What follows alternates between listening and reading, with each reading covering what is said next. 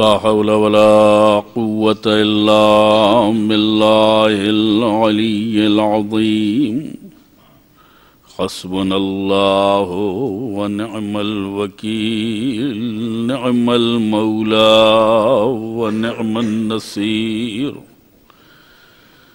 أعوذ بالله العليم من الشيطان اللعين الرجيم بسم الله الرحمن الرحيم الحمد لله رب العالمين والعاقبة للمتقين والجنة للموحدين والنار للعاصين والملحدين والصلاة والسلام والتحية والإكرام على النبي الأمي العربي القرشي المكي المدني العبد المبيد الرسول المسدد المصطفى الأمجد حبیب الہ العالمین بالقاسم محمد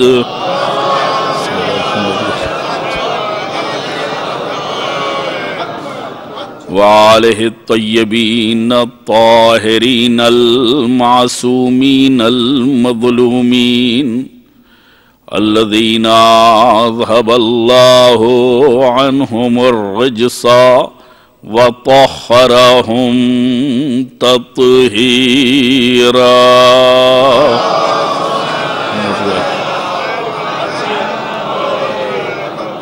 ولعنة الدائمة الباقية على أعدائهم أجمعين من يوم عداوتهم إلى قيام يوم الدين أما بعد فقد قال الله الحكيم في كتابه الكريم بسم الله الرحمن الرحيم هو الذي أرسل رسوله بالهدى ودين الحق ليظهره على الدين كله ولو كره المشركون صلوات پڑھیں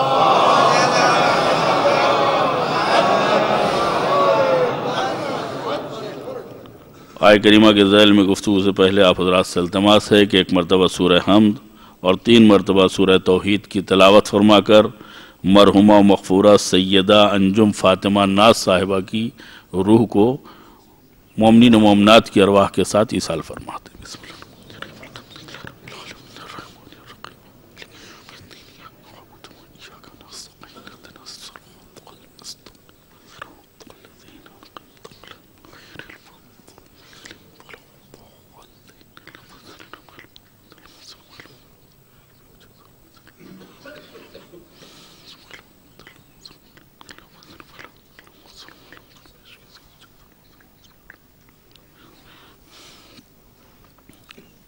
صلوات پڑھیں محمد و آل محمد پر.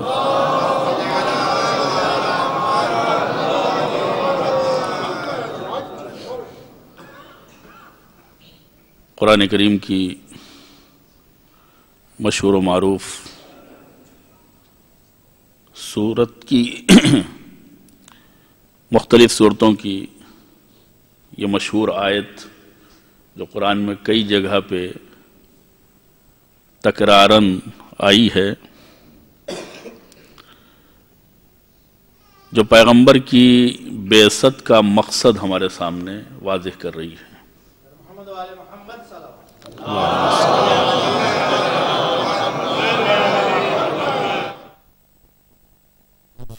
وسلم. اس مجلس کے لیے چونکہ جمعہ کا دن ہے اور صاحب الیوم ہمارا آخری امام جو پردہ غیبت میں ہے،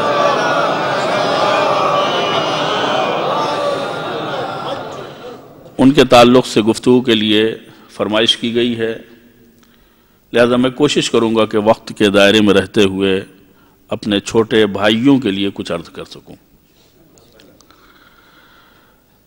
هو الذی ارسل رسولہ بالہدی ودین الحق، خدا اپنی تعریف کر رہا ہے۔ هو الذی، وہی وہ ذات ہے کہ ارسل رسولہ بالہدی ودین الحق، کہ جس نے اپنے رسول کو ہدایت اور دین حق کے ساتھ بھیجا۔ مقصد کیا ہے؟ لِيُظْهِرَهُ عَلَى الدِّينِ كُلِّهِ، تاکہ وہ میرے دین کو، دین اسلام کو تمام دینوں پر غالب بنا دے۔ وَلَوْ كَرِهَ الْمُشْرِكُونَ، مجھے اس کی پرواہ نہیں ہے کہ کافروں کو، مشرکوں کو، ثنویت پرستوں کو ناگوار گزرے گا، چاہے انہیں برا ہی کیوں نہ لگے۔ اس کا مطلب یہ ہے کہ الہی مزاج حق کو بیان کرنے کے سلسلے میں ناحق کی پیشانیوں کو نہیں دیکھتا ہے کہ ان کی پیشانی پر بل آ رہا ہے یا ان کی آنکھوں میں خوشی کے ڈورے تیر رہے ہیں۔ وَلَوْ كَرِهَ الْمُشْرِكُونَ، ہمیں ان کی پرواہ نہیں ہے۔ تو پیغمبر کے آنے کا مقصد کیا ہے؟ پیغمبر کس چیز کے ساتھ مبعوث ہو رہے ہیں؟ میں اپنے بچوں سے گزارش کروں گا کہ وہ توجہ کے ساتھ میری ان دو باتوں کو ضرور سنیں کہ پیغمبر خالی ہاتھ نہیں آئے ہیں۔ پیغمبر ایک مقصد لے کے آئے ہیں۔ جو چیز لے کے آئے ہیں وہ ہے ہدایت اور دین حق۔ جس مقصد کے لیے آئے ہیں لِيُظْهِرَهُ عَلَى الدِّينِ كُلِّهِ، تمام دینوں کے اوپر، تمام ادیان کے اوپر، تمام مذاہب کے اوپر، تمام مسالک کے اوپر، تمام مراموں کے اوپر، تمام مشارب کے اوپر دین اسلام کا غلبہ۔ اب ظاہر سی بات ہے کہ یہ پیغمبر آئے ہیں تو ان کا مقصد ہے اسلام کا غلبہ، اسلام کی ہویت کو پوری کائنات کے سامنے اس طریقے سے پیش کرنا کہ اسلام کو غلبہ حاصل ہو جائے۔ تو حضور آئے اور چلے گئے۔ میں یہ حدیث نہیں پڑھ رہا ہوں کہ جس کے سلسلے میں جھگڑے اٹھائے جائیں کہ یہ صحیح ہے یا غلط، ضعیف ہے، مرسل ہے، مجمل ہے، اس کی سند صحیح نہیں ہے، اس کا راوی ضعیف ہے۔ مختلف جھگڑے اٹھا کر کے روایت کو مخدوش کیا جاتا ہے۔ یہ ہے قرآن، جس کا بھیجنے والا بھی قوی، لانے والا بھی قوی و امین، جس کے اوپر یہ آیت نازل ہوئی ہے وہ بھی امین و صادق۔ لہذا اس کے بارے میں کسی قسم کی غلط فہمی نہیں پھیلائی جا سکتی۔ تو پیغمبر کیوں آئے ہیں؟ خود سے نہیں آئے ہیں۔ هو الذی ارسل رسولہ، وہی وہ ذات ہے جس نے بھیجا ہے۔ تو یہاں کے اوپر آنے والے کی ذمہ داری شاید کم ہو جائے بنسبت بھیجنے والے کی ذمہ داری کے، اس لیے کہ یہ خدا کی قدرت کا معاملہ ہے، خدا کے مقصد کا معاملہ ہے کہ کس کو بھیجا ہے۔ ہم آپ کسی کو بھیج دیں اور وہ ناکام ہو جائے معاذ اللہ، تو اتنا بڑا الزام نہیں آتا ہے، اس لیے کہ ہم آئندہ کے حالات سے باخبر نہیں ہے، لیکن جو بھیج رہا ہے وہ ماضی سے بھی واقف ہے، حال سے بھی آشنا ہے، مستقبل کو بھی جانتا ہے۔ تو جس کو بھیجا ہے وہ بھیجے جانے کے قابل ہے یا نہیں؟ نہیں ہے تو بھیجا کیوں؟ اور بھیجا ہے تو اس نے غالب کیوں نہیں کیا دین اسلام کو، اسلام کو تمام ادیان پر؟ اس لیے کہ حضور آئے اور چلے گئے، 63 سال کی زندگی، 40 سال عملی تبلیغ، 23 سال عمل کے ساتھ زبانی تبلیغ، لیکن نہ 23 سال میں اسلام غالب ہوا، نہ 40 سال میں اسلام غالب ہوا۔ اور صرف پیغمبر کی بات نہیں ہے، میں تھوڑا آپ کو پیچھے لے چلوں۔ قرآن اپنے اس مزاج کو بتا رہا ہے کہ ہم نے اس سے پہلے بھی رسولوں کو بھیجا ہے اور ان کے بھیجنے کا مقصد ہے۔ سورہ حدید کی آیت ہے، لَقَدْ أَرْسَلْنَا رُسُلَنَا بِالْبَيِّنَاتِ وَأَنزَلْنَا مَعَهُمُ الْكِتَابَ وَالْمِيزَانَ لِيَقُومَ النَّاسُ بِالْقِسْطِ۔ لقد ارسلنا، آپ عربی ممالک کے رہنے والے یقیناً عربی کے گرامر سے اور عربی کی نزاکتوں سے واقف ہوں گے کہ قد تحقیق کے لیے استعمال ہوتا ہے، ایک بات کو زور دے کر کے بیان کرنے کے لیے استعمال ہوتا ہے، اور اگر اس کے اوپر لام آ جائے تو مزید اس میں قوت ہو جاتی ہے۔ لقد ارسلنا، اور گفتگو کو اپنی ذات کی طرف منسوب کرنا، لقد ارسلنا، ہم نے بھیجا ہے۔ کبھی کبھی لوگ باتیں کرتے ہیں لیکن اپنے نام سے نہیں، فیک آئی ڈی سے، نہیں چاہتے ہیں کہ ہمارا نام آئے، لیکن یہاں کے اوپر قدرت نے خود، گویا میں ایک ترجمانی کر رہا ہوں، کہ اپنے سینے کے اوپر ہاتھ رکھ کے، جبکہ یہ تصور نہیں ہے، جیسے ہم کہتے ہیں ہم نے کیا ہے، آؤ ہم سے بات کرو۔ لقد ارسلنا رسلنا، ہم نے بھیجا ہے، اپنے رسولوں کو بھیجا ہے۔ بالبینات، خالی ہاتھ نہیں، بینات کے ساتھ۔ وقت ہوتا تو میں تفصیل سے عرض کرتا۔ بینات معجزات کی وہ قسم ہے جو سب کی سمجھ میں آتی ہے۔ میں نے ایک جملہ کہا ہے، معجزے کی وہ قسم ہے جو سب کی سمجھ میں آتی ہے۔ مثال کے طور پر قرآن معجزہ ہے یا نہیں ہے؟ لیکن قرآن کے معجزے کو سمجھنے کے لیے پڑھنے کی ضرورت، سمجھنے کی ضرورت، عربی ذوق پیدا کرنے کی ضرورت۔ جب سارے مرحلوں سے ہم گزر جائیں گے تب یہ لگے گا کہ اس جیسی کوئی کتاب، ورنہ ہمارا وہ معاشرہ جو آپ سے الگ ہے، میں آپ کی بات نہیں کر رہا ہوں، جو آپ سے الگ ہے، وہ ہر عربی کی کتاب کو قرآن سمجھتا ہے۔ ڈکشنری کو بعض گھروں میں لوگ سر پہ رکھ کے قسم کھا لیتے ہیں، اور ان کی جاہل مائیں جو ہیں وہ بہک جاتی ہیں، وہ یہ سمجھتے ہیں کہ ہر موٹی کتاب قرآن ہے۔ تو جہاں قرآن کی یہ شناخت ہو، وہاں معجزے اور غیر معجزے میں شناخت کیا ہوگی؟ لہذا قرآن معجزہ ہے لیکن بینات میں نہیں ہے۔ بینات وہ معجزہ ہے جو سب کے لیے ظاہر ہو۔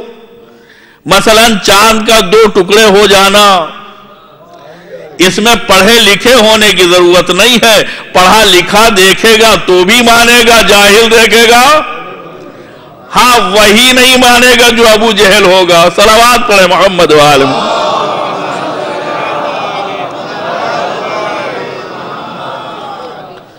تو بینات کے ساتھ بھیجا۔ بینات کا مطلب کھلی ہوئی نشانیاں، واضح اور روشن دلائل۔ سورج کہاں سے نکلتا ہے تم دیکھتے ہو، روز تمہارے معمولات میں سے ہے، لیکن آج ہم کہاں سے نکالیں گے؟ ذرا ہوش میں آؤ۔ بینات واضح اور روشن، کھلی ہوئی۔ کنکریوں کا کلمہ توحید پڑھ دینا، جانوروں کا متکلم ہو کر کے کلمہ توحید و رسالت پڑھ لینا، درختوں کا خدمت پیغمبر میں آ کر کے تسلیم ہو جانا، یہ سب کیا ہے؟ بینات ہیں۔ انزلنا معہم الکتاب، یہ بینات تو جاہلوں کے لیے تھے، ہم نے پڑھے لکھوں کا بھی احترام رکھا ہے، کتاب بھیجی ہے۔ اگر پڑھے لکھے ہو تو کتاب پڑھو، یہ بینات بھی تمہاری سمجھ میں آئیں گے، یہ کتاب بھی تمہاری سمجھ میں آئے گی۔ انزلنا معہم الکتاب والمیزان، ہم نے میزان عمل بھی بھیجا ہے، اور اسی کے ساتھ ساتھ مقصد بھی بتا دیا ہے۔ یہ سب کیوں کیا ہے؟ لِيَقُومَ النَّاسُ بِالْقِسْطِ، میں خود عادل ہوں،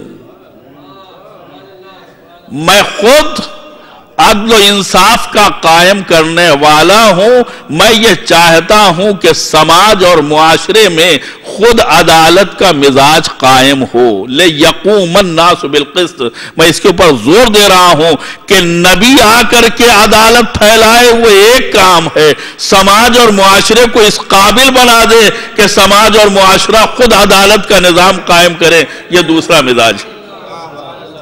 یعنی نبی آتا ہے تربیت کرنے کے لیے، اس لائق بنا دے کہ خود سماج میں عدالت کا مزاج قائم ہو جائے۔ لَقَدْ أَرْسَلْنَا رُسُلَنَا، ہم نے اپنے رسولوں کو بھیجا۔ کیوں بھیجا؟ کس چیزوں کے ساتھ بھیجا؟ انزلنا، کتاب، میزان، بینات، اور اسی کے ساتھ ساتھ لِيَقُومَ النَّاسُ بِالْقِسْطِ، ہم نے انہیں مدرس بنا کے بھیجا ہے، انہیں معلم بنا کے بھیجا ہے، تاکہ سماج کو اس لائق بنا دیں کہ وہ خود عدالت کے نظام کو قائم کرنے کے لیے کھڑے ہو جائیں۔ اس لیے کہ نبی کے ہوتے ہوئے عدالت قائم ہونا یہ نبی کا شرف ہے، لیکن اگر نبی سامنے موجود نہ رہے اور امت میں عدالت کا مزاج قائم ہو تو یہ امت کا ایک شرف ہے جو امت کو حاصل ہوا۔ تو تمام رسولوں کو میں نے بھیجا تاکہ پوری کائنات میں عدالت کا نظام قائم ہو۔ پیغمبر اسلام کو بھیجا تاکہ دین اسلام کو تمام دینوں پر غالب بنا سکیں۔ میں آپ سے سوال کرنا چاہتا ہوں، یہ قرآن کی آیتیں ہیں، زمانے کے کس مرحلے میں یہ دونوں باتیں ہمارے سامنے وجود پذیر ہوئی ہیں؟ لِيَقُومَ النَّاسُ بِالْقِسْطِ، لوگ کھڑے ہوں۔ لوگ سے مراد شارجہ کے لوگ نہیں ہیں، دبئی کی عوام نہیں ہے، بمبئی کے افراد نہیں ہیں، کراچی کے مومنین نہیں ہیں، ناس پوری دنیا۔ یہ کب ہوا ہے؟ لِيُظْهِرَهُ عَلَى الدِّينِ كُلِّهِ، اسلام کو کب غلبہ حاصل ہوا ہے تمام ادیان پر؟ کوئی مسلمان ہے جو اس آیت کی تفسیر بیان کر سکے؟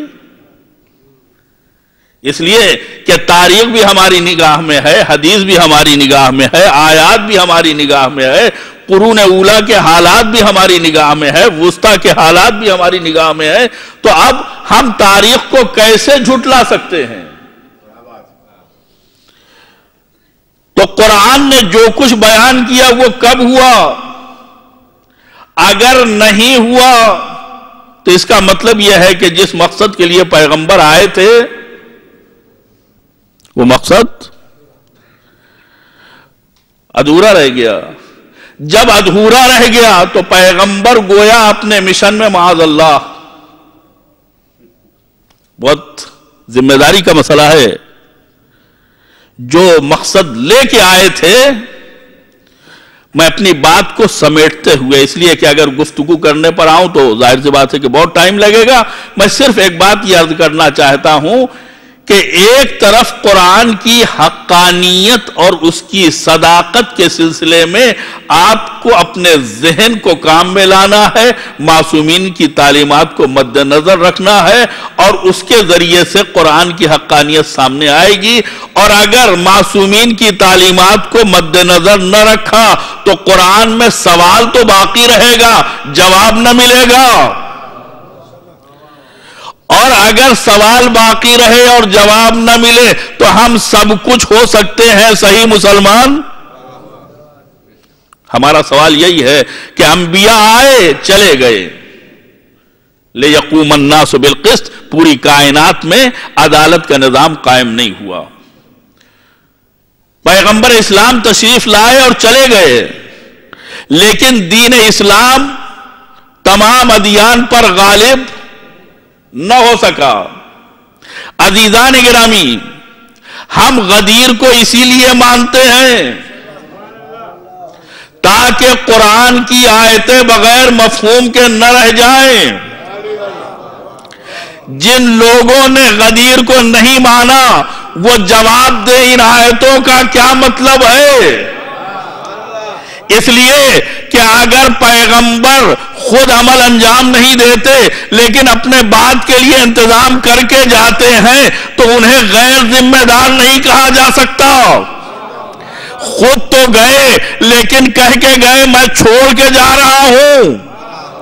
ان سے متمسک رہو گے تو گمراہ نہ ہوگے، لیکن اگر کوئی یہ کہتا ہے کہ پیغمبر چلے گئے کوئی انتظام نہ کیا تو بتاؤ ان آیتوں کا جواب کیا دو گے؟ یہاں مسئلہ ان دو آیتوں کا نہیں ہے، پورے اسلام کے اعتبار کا ہے۔ اگر غدیر کو نظر انداز کر دیا جائے تو اسلام غیر معتبر ہو جائے گا۔ معتبر بنانا ہے تو غدیر کو ماننا پڑے گا۔ صلوات پڑھے محمد وآلہ۔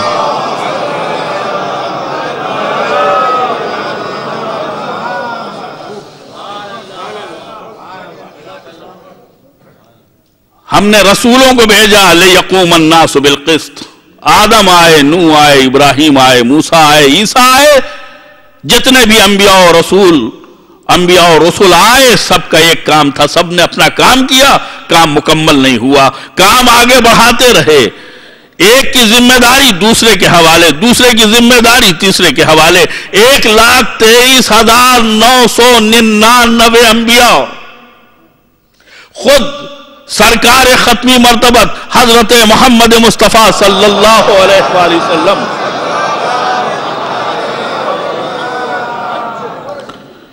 63 سال کی زندگی میں 23 سال کی زبانی اور عملی تبلیغ کے مرحلے میں پیغمبر نے کوشش کی، اپنی مکمل کوشش۔ یہی وجہ ہے کہ اب اگر یہ مقصد آگے نہ بڑھے گا تو صرف پیغمبر ناکام نہیں رہیں گے، ان سے پہلے 1,23,999 انبیاء کی محنتیں ضائع ہو جائیں گی۔ توجہ فرمائیں گے، 1,23,999 انبیاء کی تبلیغ کی ذمہ داری کی کرن پیغمبر اسلام کے ساتھ وابستہ، امید سرکار ختمی مرتبت کے ساتھ وابستہ، اور پیغمبر کی ذمہ داری غدیر کے ساتھ وابستہ۔ یہی وجہ ہے کہ آیت آتی ہے ان لم تفعل فما بلغت رسالتہ، اگر یہ نہ کیا تو کچھ نہ کیا، اس لیے کہ یہ صرف آپ کی محنت ضائع نہیں ہو رہی ہے بلکہ رسولوں کی محنت ضائع ہو رہی ہے۔ صلوات پڑھے محمد وآلہ۔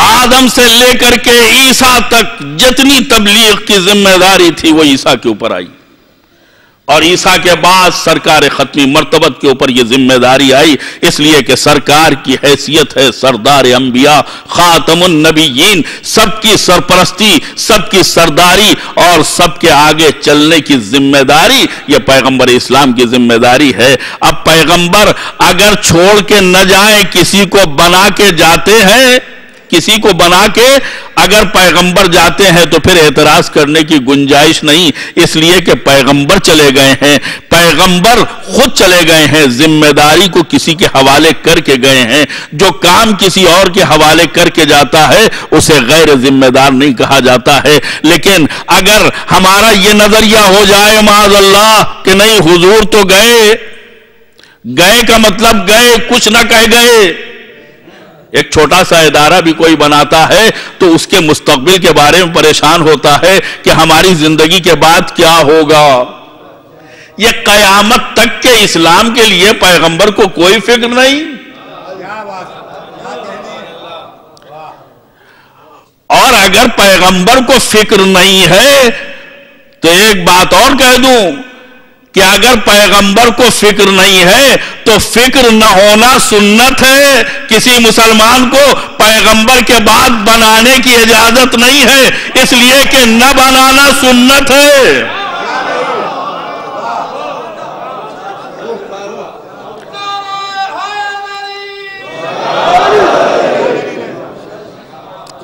سنت کے اوپر عمل کریں۔ پیغمبر اتنے غیر ذمہ دار کے بغیر بنائے چلے جائیں اور امت اتنی ذمہ دار کہ لاش پیغمبر کو چھوڑ دے، نہیں۔ پیغمبر ذمہ دار شخصیت کا نام ہے، پیغمبر ذمہ دار حیثیت کا نام ہے۔ اسی لیے قرآن کہتا ہے ان لم تفعل، اگر تم نے یہ نہ کیا، یہ نہ کیا تو کچھ بھی نہ کیا، فما بلغت رسالتا، تو آپ نے رسالت نہیں پہنچائی۔ یعنی اگر آپ نے یہ نہ پہنچایا تو آدم نے نبوت کا کام نہیں کیا، اگر آپ نے یہ نہیں پہنچایا تو نوح نے اپنا کام نہیں کیا، اگر آپ نے یہ نہیں پہنچایا تو ابراہیم نے اپنا کام نہیں کیا، اگر آپ نے یہ نہیں کیا تو موسیٰ و عیسیٰ نے اپنی ذمہ داریاں نہیں نبھائی۔ اور ان کا کیا ذکر ہے؟ آپ تو سید المرسلین ہیں، آپ تو خاتم النبیین ہیں۔ فما بلغت رسالتا، گویا آپ آئے چلے گئے، رسالت کا کوئی کام انجام نہ دیا، اس لیے کہ آپ کی تبلیغ سے نہ اسلام کا اعتبار پیدا ہوا، نہ اسلام کے تمام قوانین کا اعتبار پیدا ہوا۔ آپ کی ذمہ داری ہے کہ اپنے بات کا انتظام کریں، اور پیغمبر نے اسی ذمہ داری کو محسوس کیا۔ ایک مرتبہ غدیر خم میں مجمع روکا گیا اور مولا کائنات کی ولایت کا اعلان ہوا۔ ساری چیزیں آپ کی نگاہوں میں ہیں، میں صرف اشارہ کر کے اپنے دائرے وقت میں اپنی بات کو مکمل کرنا چاہتا ہوں کہ پیغمبر نے آواز دی من کنتو مولا ہو،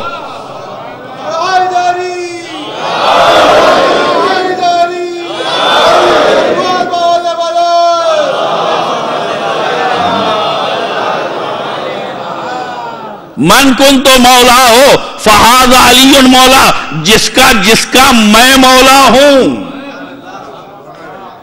یعنی علی ہر ایک کا مولا نہیں ہے، توجہ فرمائیں گے، علی ہر ایک کا مولا نہیں ہے، جس کا میں مولا ہوں۔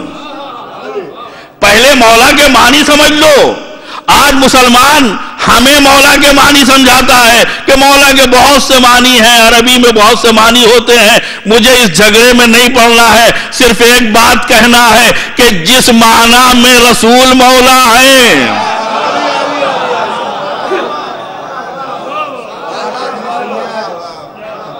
جس معنی میں آپ رسول کو مولا مانتے ہیں اسی معنی میں علی کو ماننا ہوگا، ہمیں کوئی اختلاف نہیں۔ اس لیے کہ یہ رسول جیسے ہیں، ان کا کام وہی ہے جو رسول کا تھا۔ اگر یہ کام رسول اللہ والا انجام نہ دے تو رسول اللہ کی رسالت خطرے میں۔ لہذا علی آگے بڑھے، انہوں نے ذمہ داری سنبھالی۔ ایک بات یاد رکھیے گا کہ غدیر صرف علی کی ولایت کا نام نہیں ہے۔ پیغمبر معتبر کتابوں میں روایات اور احادیث پائی جاتی ہیں، اس میں آپ دیکھیں خود صحیح بخاری میں کہ 12 امیروں کی، 12 خلفاء کی، 12 رئیسان مذہب کی بات کہی گئی ہے کہ یہ اسلام مکمل نہیں ہوگا جب تک اس کی ذمہ داریاں 12 پوری نہ کر دیں۔ یہ 12 تو ہمارے اختیار میں ہیں، 12 بنا لیں، لیکن بنانے والوں نے جب بنایا تو کبھی آگے نکل گئے، کبھی پیچھے رہ گئے۔ عجیب و غریب بات ہے کہ یہ عادت جو ہمارے اختیار میں تھا وہ بھی اختیار میں نہ رہا، ہم چاہتے تو 12 بنا لیتے، لیکن جب بھی بنایا تو یا کم بنایا یا زیادہ بنایا، وہ نہ بن سکا جو خدا کی ذمہ داری تھی بنانا۔ ظاہر سی بات ہے کہ وہ ذمہ داری خدا کی ہے، ہم ادا نہیں کر سکتے۔ عزیزان گرامی، مولا کائنات آئے، انہوں نے ذمہ داری کو سنبھالا۔ سوال اب بھی باقی ہے، لِيَقُومَ النَّاسُ بِالْقِسْطِ، ابھی تک عدالت کا مزاج قائم نہیں ہوا۔ لِيُظْهِرَهُ عَلَى الدِّينِ كُلِّهِ، ابھی اسلام تمام ادیان پر غالب نہیں ہوا۔ علی کی ذمہ داریوں کو حسن نے سنبھالا، حسن کے بعد ذمہ داریوں کو حسین نے سنبھالا، حسین کے بعد علی ابن الحسین نے سنبھالا۔ ہمارے مجمع کا ایک ایک فرد پورے سلسلے سے واقف ہے۔ میں وقت کو بچانے کی خاطر پورے سلسلے کا نام نہیں لینا چاہتا ہوں، ورنہ یہ ہمارے لیے سعادت ہے۔ ہم ان ناموں کو جب زبان کے اوپر جاری کرتے ہیں تو برکتیں ہمارے ساتھ ہو جاتی ہیں۔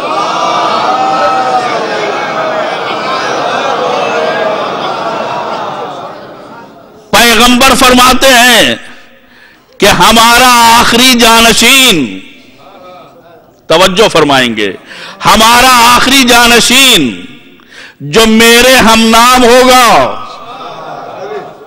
یعنی اس کا نام میرا نام ہوگا، اس کی کنیت میری کنیت ہوگی، اس کی شکل و شمائل میری شکل و شمائل ہوگی، یعنی نہ جسم کے اعتبار سے مجھ سے الگ ہوگا، نہ برائے نام مجھ سے الگ ہوگا۔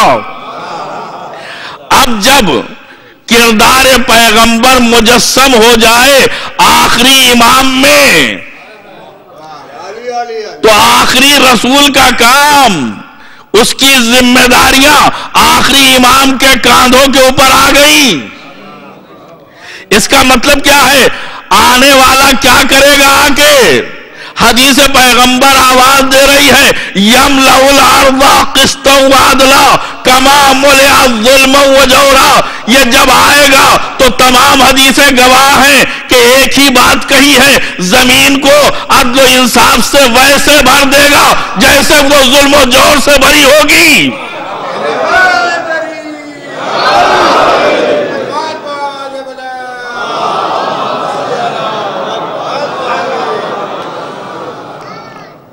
عدل و انصاف سے پوری کائنات کو ایسے بھر دے گا جیسے وہ ظلم و جور سے بھری ہوگی، یعنی کائنات میں ظلم کا خاتمہ ہوگا، عدل و انصاف کی حکومت ہوگی۔ لِيَقُومَ النَّاسُ بِالْقِسْطِ کی آیت شرمندہ تفسیر ہوگی،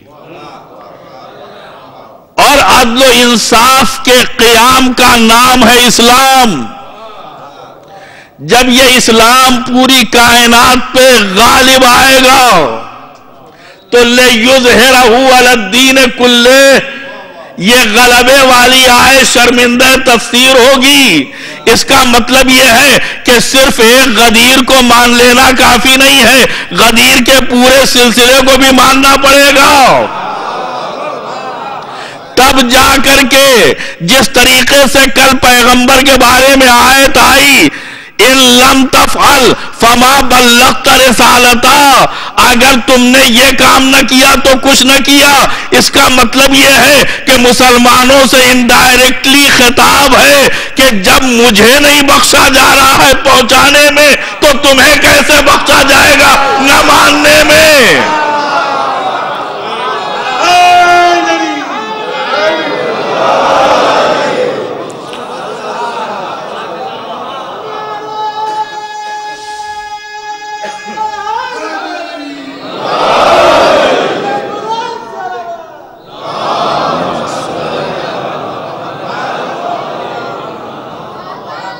باتیں بہت سی ہیں، لیکن صرف اختصار کے ساتھ عرض کرنا چاہتا ہوں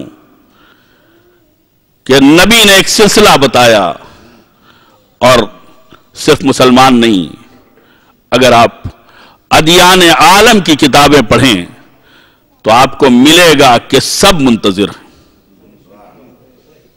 سب کے دل کی آواز ہے کہ عدالت قائم ہونا چاہیے، سب کی تمنا ہے کہ امن و انصاف کا قیام ہونا چاہیے، ظالم بھی مظلوم بھی، اس لیے کہ یہاں ظلم نسبی ہوتا ہے، ہر ایک اپنے چھوٹے کے اوپر، ہر ایک اپنے کمزور کے اوپر ظلم کرتا ہے، تو جو ظلم کا شکار ہو رہا ہے وہ خود بھی ظالم ہے، یہ نسبت ہے، لیکن انتظار سب کر رہے ہیں، مختلف ادیان والے، چاہے وہ اہل ہنود ہوں، پارسی ہوں، ایک پوری فہرست ہے، سب کے ہاں ایک تصور ہے کہ آنے والا آئے گا اور زمین کی کثافتوں کو دور کر کے عدل و انصاف کی بساط بچھائے گا۔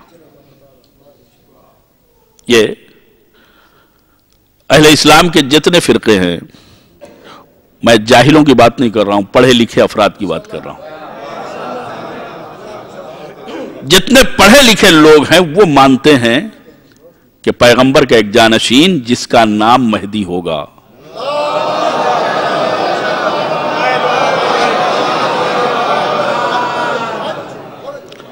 وہ آئے گا اور عدل و انصاف قائم کرے گا۔ پھر ہم میں اور ان میں فرق کیا ہے؟ ہم بھی مانتے ہیں وہ آئے گا، وہ بھی مانتے ہیں وہ آئے گا، صرف ایک بات کا فرق ہے۔ میں اپنے نوجوانوں اور بچوں کے لیے عرض کر رہا ہوں، سن رسیدہ افراد مجھ سے بہتر جانتے ہیں، صرف ایک بات کا فرق ہے، ہم مانتے ہیں حدیث پیغمبر کی بنیاد کے اوپر اور اس شجرے کی بنیاد کے اوپر جو حضور سے ہم تک پہنچا ہے کہ وہ پیدا ہو چکے ہیں، اور وہ مانتے ہیں کہ پیدا ہوں گے۔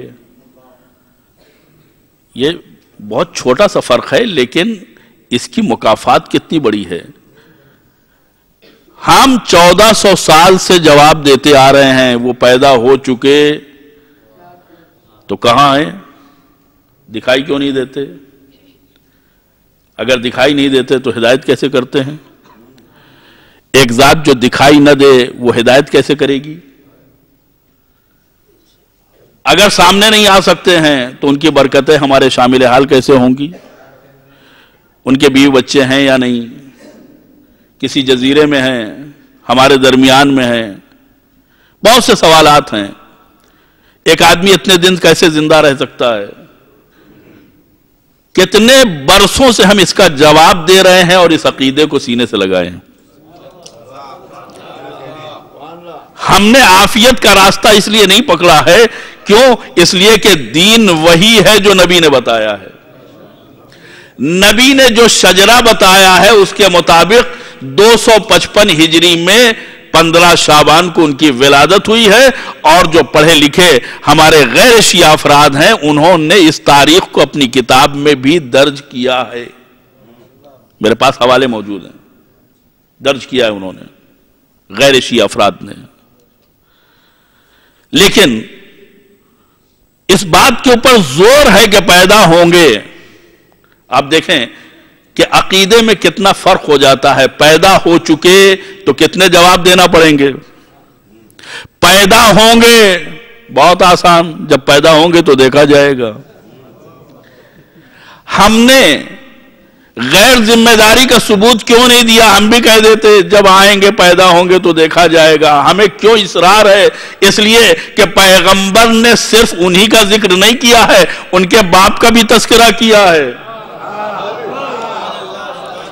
ان کے دادا کا بھی ذکر کیا ہے، ان کے پردادا کا بھی ذکر کیا ہے، یعنی ہماری دنیا میں وہ غیر معروف نہیں ہیں، پہچانے ہوئے ہیں۔ لیکن آپ کو وہ راز بتانا چاہتا ہوں کہ اس بات کے اوپر اصرار کیوں ہے کہ پیدا ہوں گے، اس بات پہ اصرار کیوں ہے، اس بات کے اوپر ضد کیوں ہے کہ پیدا ہوں گے؟ عزیزان گرامی، اگر مان لیا جائے کہ پیدا ہو چکے ہیں تو باپ کے نام کا ذکر بھی ضروری ہے، اور جب باپ کا نام آیا تو دادا کا بھی نام آئے گا، दादा का नाम आया तो परदादा का भी नाम आएगा, और ये सिलसिला रुकने वाला नहीं है, ये पहुंचेगा गदीर तक। अगर ये मान लिया कि पैदा हो चुके तो गदीर मानना पड़ेगी। गदीर से बचने के लिए बहाना तलाश किया है कि पैदा हुए नहीं है, पैदा होंगे। सलावत पढ़े मोहम्मद वाले।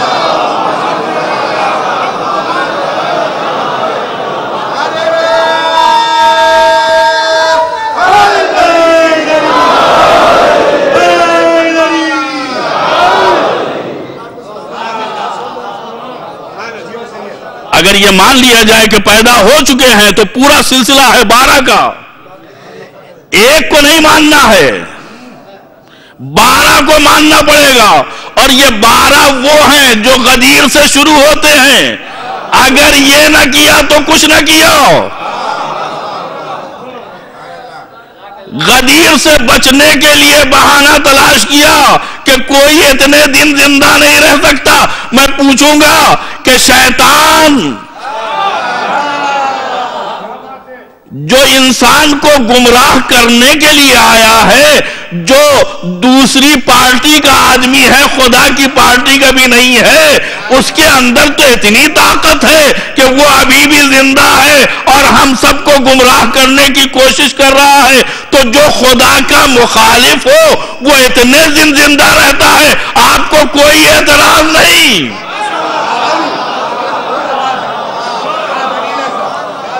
और जो खुदा का नुमाइंदा है, अगर उसकी जिंदगी के बारे में कहा जाता है, अजीजों, मैं ये नहीं कहता हूं कि इमाम ज़माना खुद जिंदा है, मैं ये कहता हूं कि जिसने उन्हें भेजा है उसने जिंदा रखा। अब बताओ किसके ऊपर एतराज है? अगर इन्नल्लाह अला कुल्ले शैइन कदीर पे एतराज है तो सब पे एतराज करना उनकी उम्र शरीफ पर।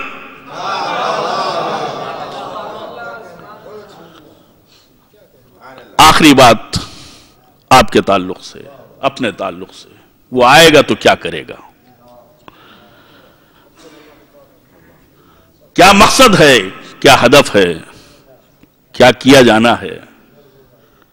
आएंगे तो अदल इंसाफ कायम करेंगे। हम किसका इंतजार कर रहे हैं? जो अदल इंसाफ को कायम करने वाले हैं, हम उनका इंतजार कर रहे हैं। और वो कोई मोजेजा नहीं करेंगे। अगर अदल इंसाफ कायम करने के लिए मोजेजे की जरूरत होती तो इतना जमाना गुजार देना ये लायानी है। नहीं, हमको मौका दिया गया है प्रिपेयर्ड होने के लिए, अपने आप को आमादा करने के लिए। हम कहते हैं कि हम मुंतजिर हैं, हम इमाम का इंतजार कर रहे हैं। आप किसी मेहमान को बुलाते हैं, अगर खाने के ऊपर दावत देते हैं, तो क्या वो आके खाना पकाता है या खाना आप बना करके इंतजार करते हैं?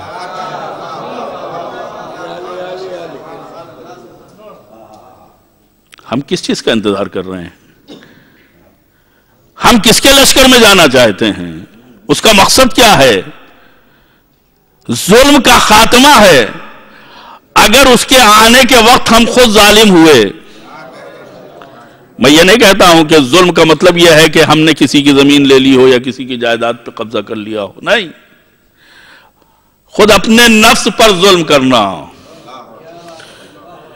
औलाद को सही तालीम न दिलाना, ज़ौजा के हुकूक को अदा न करना, मां बाप की रियायत न करना, उनके साथ एहसान का सुलूक न करना, दोस्त और अहबाब के साथ उनके हुकूक की अदायगी न करना, सिला रहम न करना, ये सब क्या है? अगर हम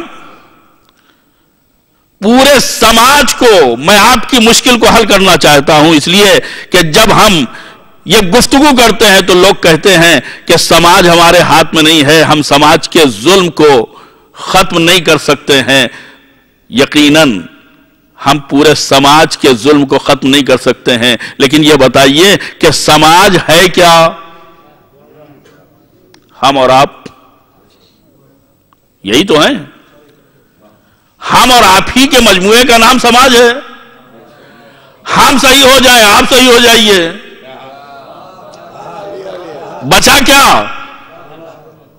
میں یہ نہیں کہتا ہوں کہ آپ جائیے محلے والوں کو تبلیغ کر کے ان کا ظلم ختم کیجئے، نہیں، اپنے سے شروع کریں۔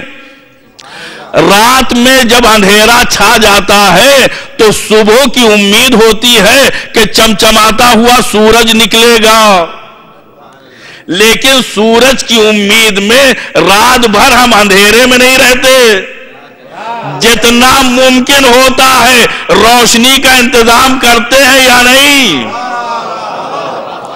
عدل و انصاف کا سورج نکلے گا، لیکن اس سے پہلے رات کی تاریکی کو دور کرنے کے لیے جن لوگوں کی جتنی سکت ہے اندھیروں کو دور کریں، چاہے شمع جلا کے دور کریں، چاہے بلب جلا کے دور کریں، چاہے مرکری جلا کے دور کریں، جس کی جتنی صلاحیت ہے اتنی ہی ذمہ داری ہے۔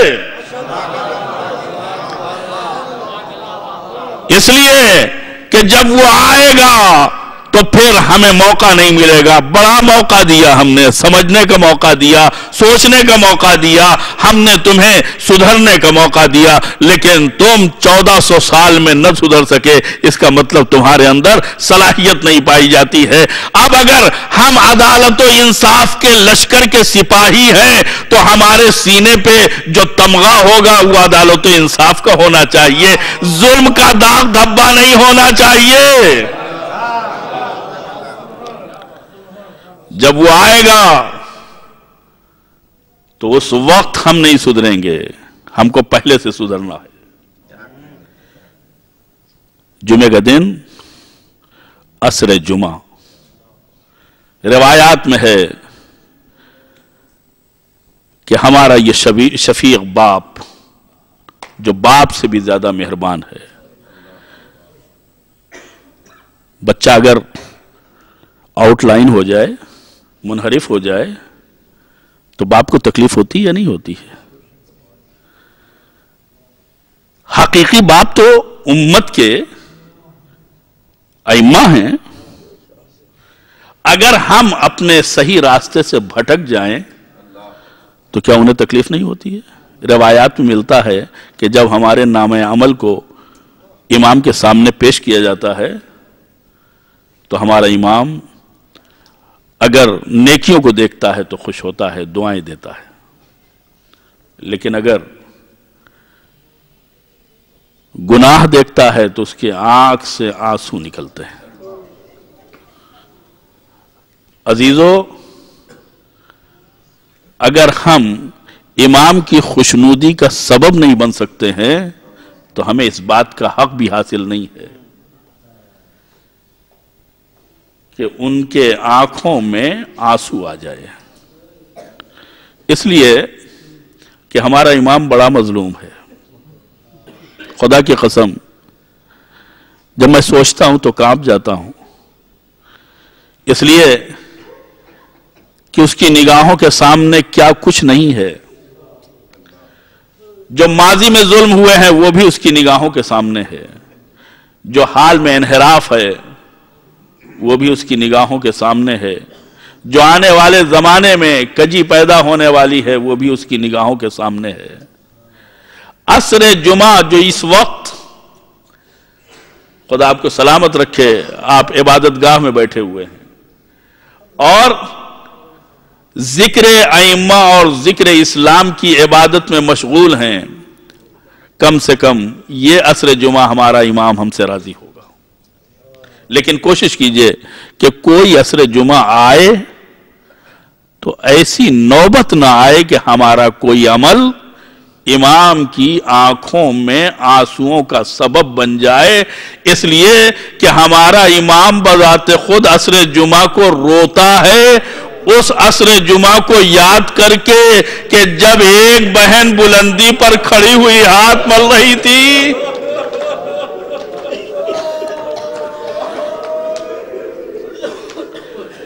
ایک عصر جمعہ امام کو رلانے کے لیے کافی ہے۔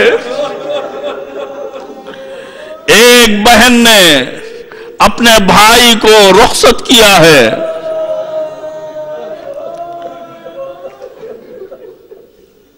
جب تک حسین زندہ تھے. کوئی بھی جاتا تھا اذن لے کر کے تو آپ اس کی خبر دیا کرتے تھے. علی اکبر گئے ہیں لیکن ابھی سلامت ہیں. اون محمد گئے ہیں ابھی سلامت ہیں. ایک ایک کی خبر بیویوں تک پہنچاتے تھے اور بیویوں کی ڈھارس بندھی رہتی تھی.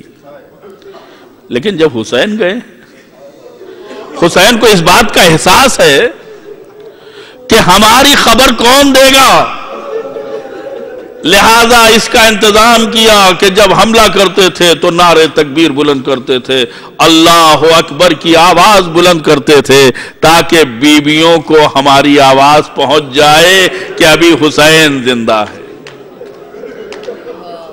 عزیزو، 3 دن کا بھوکا پیاسا لوٹتے لوٹتے ایک مرتبہ اپنے گھوڑے کے اوپر بیٹھ کے سر جھکا لیتا ہے. بھاگی ہوئی فوج سمٹی، چاروں طرف سے حسین کو نشانہ بنایا گیا. کسی نے تیر مارا، کسی نے تلوار سے زخمی کیا، کسی نے خنجر مارا. ارے جس کے پاس کچھ نہیں تھا اپنے دامن میں پتھر بھر کے لایا تھا. سیدہ کے لال کو نشانہ بنا کر کے زخمی کر رہا تھا. ایک مرتبہ بیویوں نے جب نعرے تکبیر کی آواز سننا بند کی، ایک دوسرے کا منہ دیکھا. بیویاں گویا اپنے زبان حال سے پوچھ رہی تھی کہ ہمارے والی وارث کا کیا حال ہے. زینب نے مقصد سمجھا، آواز دی، بیویوں بیٹھو، میں جاتی ہوں، خبر لے کے آتی ہوں. زینب خیمے کے باہر نکلی، چاروں طرف لشکر شام بکھرا ہوا تھا. ارے یہ بہن کہاں جائے، اپنے بھائی کو کہاں تلاش کرے، ہر طرف لشکر والے. بچتی بچاتی ہوئی زینب ایک بلندی پر پہنچی تو کیا دیکھا، شمر لعین خنجر لیے ہوئے آگے بڑھ رہا ہے. حسین کی پشت پر سوار ہوا. ارے زینب نے ہاتھ پل کے کہا، او پسرے ساتھ، ارے تو کھڑا دیکھ رہا ہے میرا ماجایا ذبح ہو رہا ہے.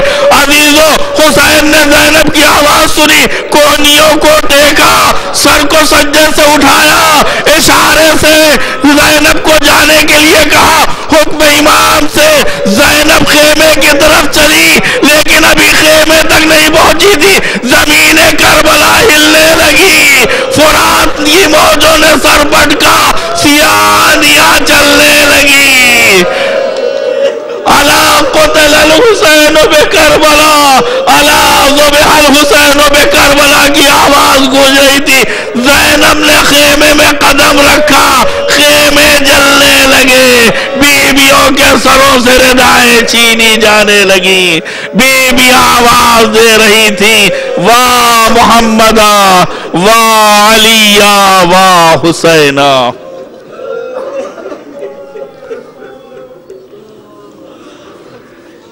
سيعلم الذين ظلموا أي منقلب ينقلبون إنا لله وإنا إليه راجعون. إلهي بحق الزهراء وأبيها وبعالها وبنيها وبحق الأئمة التسعة الطاهرين من ذرية الحسين عليهم الصلاة والسلام فاستجب دعانا واقض حاجاتنا برحمتك يا أرحم الراحمين. یہ 2 مومنین ہیں، ایک مومن ایک مومنہ کہ جن کی حالت بہت ہی خراب ہے. ان کی دعائے صحت کی التماس کی گئی ہے. جناب میر سید علی اور جناب فضہ فاطمہ، ان کے لیے آپ حضرات 5 مرتبہ آئے کریمہ کا ورد کریں. سید جاوید رضا رضوی ولد سید احمد رضا رضوی جو کینیڈا کے شہر ٹورنٹو میں شدید علیل ہیں، اور تمام وہ مریض افراد کے جو اہل بیت کے مذہب سے تعلق رکھنے والے ہیں، ان سب کی صحت و عافیت کے لیے ہم آئے کریمہ کا ورد کرتے ہیں. بسم اللہ الرحمن الرحیم.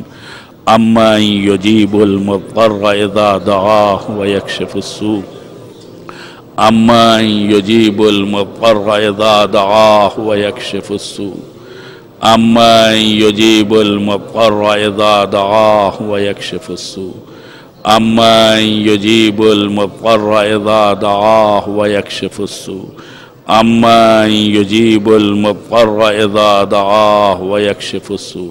परवरदिगारा, अइम्मा ताहिरीन अलैहिमुस्सलाम के सदक़े में तमाम मरज़ाए इस्लाम को सेहत कामिल और शफ़ाए आजिल इनायत फरमा। हमारी तौफ़ीक़ात में इज़ाफ़ा फरमा, हमारी इस खिदमत को कबूल फरमा। मालिक, हमें उस वक्त तक मौत न देना जब तक कि तेरी ज़ात और हमारे ज़माने का इमाम हमसे राज़ी न हो जाए। दुनिया में हमें ज़ियारत मोहम्मद व आले मोहम्मद और आखिरत में उनकी शफ़ाअत नसीब फरमा। परचम इस्लाम को सरबुलंद फरमा, परचम कुफ्र व निफाक व इल्हाद को सरनिगूं फरमा। उलमाए आलाम और मराजे कराम की हिफाजत फरमा, मज़ारात मुक़द्दसा की हिफाजत फरमा।